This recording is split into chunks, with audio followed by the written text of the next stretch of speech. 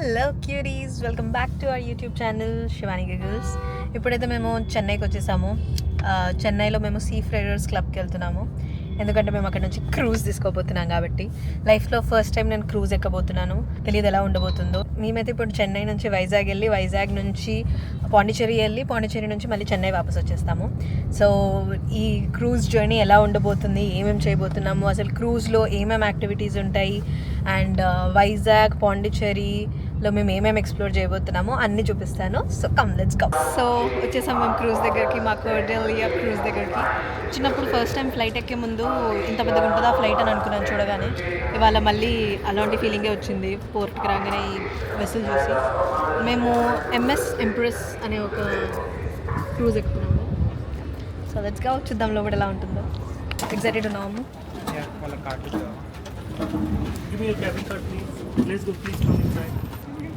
నేను పెద్ద హీరోయిన్లా వస్తుంటే పాపం నా హస్బెండ్ మాత్రం వెనకాల కూలి పని చేస్తున్నాడు ఇలా. Let's go. మేమైతే మా రూమ్ దగ్గరకు వచ్చేసాము.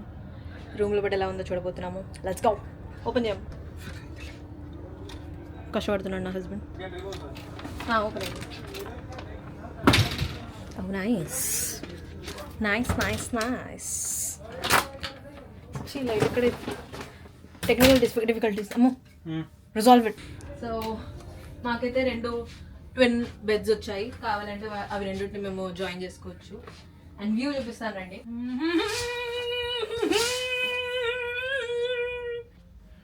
సో ఇది గైస్ మా వ్యూ. మీకు ఇక్కడ కింద కనిపిస్తుందా this red colour boat? Titanic మూవీలో ఎమర్జెన్సీలో దుంకుతారు చూడండి, అవే బోట్స్ అవి. ఇలా మేము 5 days ఈ ఓషన్లో బతకబోతున్నాము. నాకైతే చాలా సర్రియల్ అనిపిస్తుంది. But this is how it is. And ready అవ్వడానికి we have this cute dressing table kind of thing. ఒక చిన్న టీవీ కూడా ఇచ్చారు మాకు. ఇప్పుడు బాత్రూమ్ చూపిస్తాను. దునియాలోనే అతి చిన్న బాత్రూమ్ అనుకుంటుంది. ఎంటర్ అవ్వగానే అయిపోతుంది. ఇక్కడ బాత్ చేయడానికి, ఇక్కడ పూజ చేయడానికి. ఇవి వచ్చేసి మా వార్డ్రోబ్. 5 days ఉండబోతున్నామని చెప్పి మొత్తం నింపేసుకున్నాను బట్టలతో. అలా రూమ్లోకి చెక్ ఇన్ చేసి బయటకు వచ్చి చూసేసరికి ఈ మెంటల్ మాస్ హిస్టీరియా సన్సెట్ ఒకటి ఎక్స్పీరియన్స్ చేసాము సముద్రం మధ్యలో. అబ్బబ్బా ఈ క్రూజ్ లో మొత్తం 11 decks ఉంటాయి, అంటే 11 floors అన్నమాట. ఈచ్ ఫ్లోర్ లో ఏమేమి ఉందో ఈ వీడియోలో ముందుకు చెప్తాను, కానీ అసలు 5-star హోటల్ లాంటి లగ్జరీ కనిపిస్తుండే ఇదంతా చూస్తుంటే నాకు. అలా సన్సెట్ చూసేసాక ఒక రొమాంటిక్ హిట్స్ పర్ఫార్మెన్స్ ఉంది అన్నారు. వెళ్ళి కూర్చుంటేనేమో అన్ని అని పాటలు పాడుతున్నారు. నాకు లిరిక్స్ తెలియని పాటలు పాడితే అస్సలు పడదనమాట. సో అక్కడ నుంచి వెళ్ళిపోయాం మేము. అసలు హైలైట్ ఏంటంటే మేము ఈ క్రూజ్ ఎక్కిన రోజు ఫుల్ మూన్ ఉండే. సో మూన్ లైట్ ఆ వాటర్ మీద పడుతుంటే అసలు ఏ మన్ను ఉందా, 2 కళ్ళు సరిపోలేదు నాకు అసలు ఇది చూడడానికి. ఇక అక్కడ నుంచి మేమైతే డిన్నర్ చేయడానికి వెళ్ళిపోయాము. ఈ బ్యూటిఫుల్ వీడియో తీసింది మా వెయిటర్ అనమాట. అడగకుండానే తీస్తాను అని చెప్పాడు. అండ్ ఈ షార్ట్స్ చూస్తున్నారు, అసలు క్రేజీ సినిమాటోగ్రఫీ చూపించాడు. డిన్నర్కి అయితే వచ్చేసాము. ఈ డిన్నర్ ఫటాఫట్ కంప్లీట్ చేసుకొని 8 o'clock ఒక షో ఉంది. ఆ షో చూడడానికి వెళ్ళాలి. ప్రతి మినిట్ ఏదో ఒక షో జరుగుతూనే ఉంది. మనం ఉరుకుతో క్యాచప్ చేయాలి వాటి అన్నిటికీ. ఫుడ్ బాగుంది కదమ్మా, డీసెంట్. క్రూజ్ మీద షోస్ అన్ని కూడా ఈ మార్కీ థియేటర్ లోనే జరుగుతాయి. మోస్ట్ ఆఫ్ ద టైం ఫ్రీయే ఉంటాయి, కానీ అప్పుడప్పుడు పేడ్ కూడా ఉంటాయి. మేము వెళ్ళిన షోస్ అయితే అన్ని ఫ్రీయే. అసలు ఏం పర్ఫార్మెన్స్ చెప్పలేదు కదా. బేసిక్ గా మన సౌత్ ఇండియన్ స్టార్స్ అందరికి ఒక ట్రిబ్యూట్ లాంటి షో అనమాట. తెలుగు, తమిళ్, మలయాళం, కన్నడ అన్ని లాంగ్వేజెస్ లో సూపర్ హిట్ సాంగ్స్ కి డాన్స్ పర్ఫార్మెన్సెస్ జరిగాయి అనమాట. కాపీరైట్ పడుతుంది కాబట్టి ఆబ్వియస్ గా వినిపించలేను, కానీ చాలా ఎంజాయ్ చేసాం ఈ షో అయితే. ఆ షో అయిపోగానే మూసుకొని పోయి పడుకున్నాం రూమ్ లో. నెక్స్ట్ డే ఎర్లీ మార్నింగ్ లేచి చకాచక్ రెడీ అయిపోయి చాయ్ కాఫీ తాగడానికి వెళ్ళిపోయాము. ఇది తాగే లోపే బ్రేక్ఫాస్ట్ కూడా రెడీ అన్నారు. సో ఈ బ్యూటిఫుల్ వ్యూ తో ఒక మంచి బ్రేక్ఫాస్ట్ చేసాము. మంచిగా మెక్కిన తర్వాత తెలిసింది ఏంటంటే ఒక యోగా క్లాస్ జరుగుతుంది అని. ఏది కూడా మిస్ అవ్వద్దు అని చెప్పి కడుపు నిండా తిని మరీ యోగా చేసాం అక్కడ కూర్చొని. యోగా కూడా అయిపోయాక మంచిగా సీ బ్రీజ్ ఎంజాయ్ చేసుకుంటూ అలా సముద్రంని చూసుకుంటూ ఒక 1-2 hours గడిపేసాం అనుకుంటా.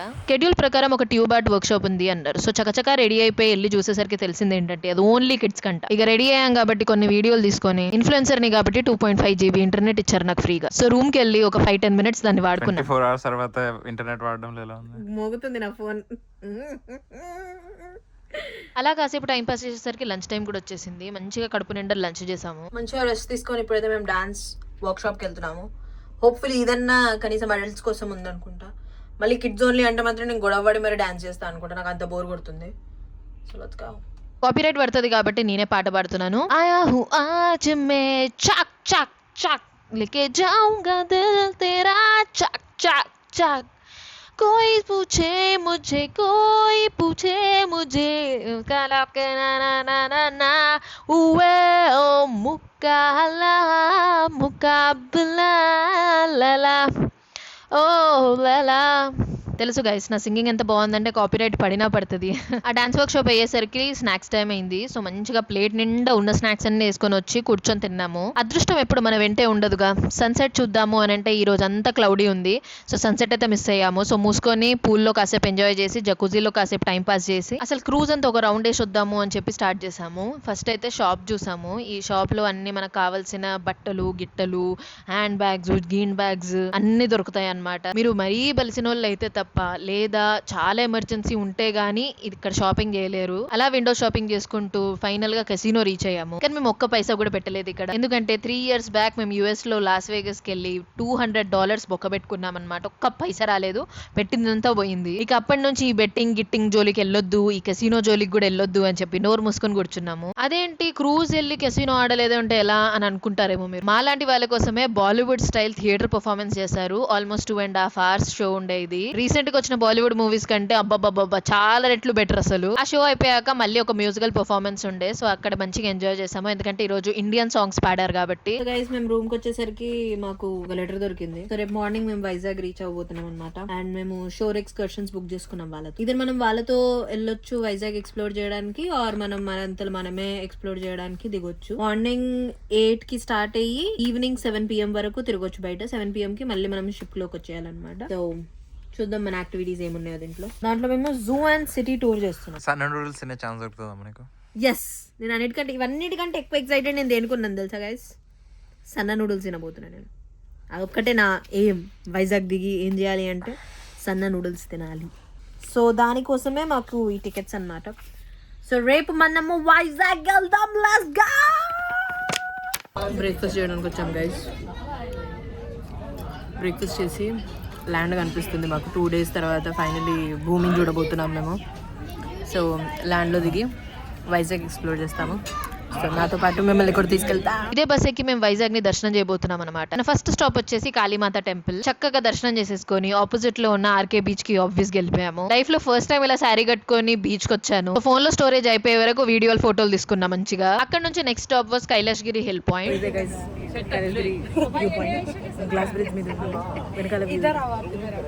అక్కడ గ్లాస్ బ్రిడ్జ్ ఎక్కాము.